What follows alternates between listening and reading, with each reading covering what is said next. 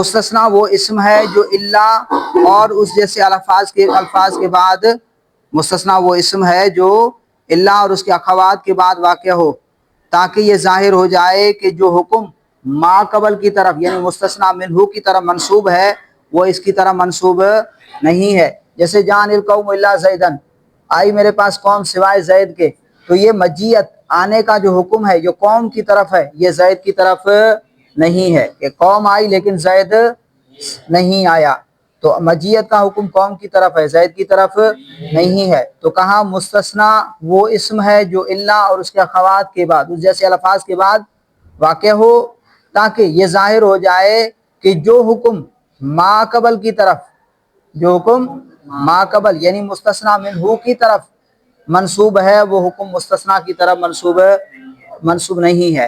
پھر اعراب کی 4 صورتیں ہیں، منصوب پڑھنا، مجرور پڑھنا، عامل کے مطابق اعراب، عامل کے مطابق اعراب، اور منصوب اور بدل پڑھنا، یہ 4 صورتیں ہیں۔ منصوب کب پڑھیں گے، مجرور کب پڑھیں گے، عامل کے مطابق اعراب کب آئے گا، منصوب اور بدل بنانا یہ کب ہوں گے؟ تو منصوب کب پڑھیں گے؟ جب مستثنا متصل ہو، اللہ کے بعد کلام موجب میں آئے جی، تو پھر مستثنا کو منصوب پڑھیں گے۔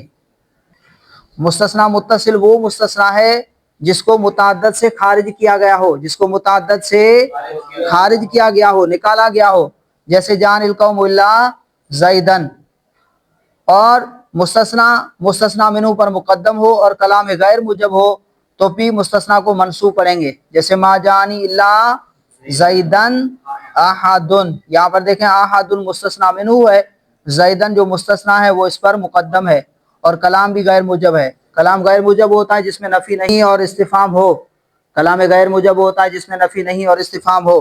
اسی طرح مستثنا منقطع وہ ہے جسے متعدد سے نہ نکالا گیا ہو، کیونکہ وہ متعدد میں داخل ہی نہیں ہوتا، تو مستثنا منقطع خواہ کلام موجب ہو یا کلام غیر موجب ہو تو مستثنا کو منصوب پڑھیں گے، مستثنا کو منصوب پڑھیں گے۔ ما خلا معدا لیس لا یکون کے بعد آئے تو مستثنا منصوب ہوگا۔ مستثنا کو مجرور کب پڑھیں گے؟ جب غیرہ، سوا، سواء اور حاشا، اکثر نحویوں کے نزدیک جب حاشا کے بعد آئے تو مستثنا کو مجرور پڑھیں گے، جیسے جان القوم غیر زیدن، جان القوم سوا زیدن، سواء زیدن، حاشا زیدن، حاشا میں اکثر نحویوں کے نزدیک۔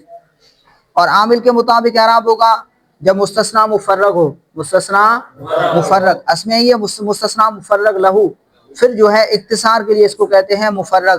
مستثنا کو عامل کے مطابق اعراب کب پڑھیں گے؟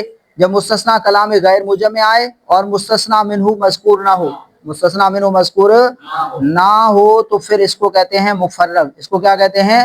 مفرغ، جیسے ما جانی الا زیدن، ما رأیت الا زیدن، ما مررت الا بزیدن، عامل کے مطابق اعراب ہوگا۔ اور چوتھی صورت منصوب اور بدل بنانا کب پڑھیں گے؟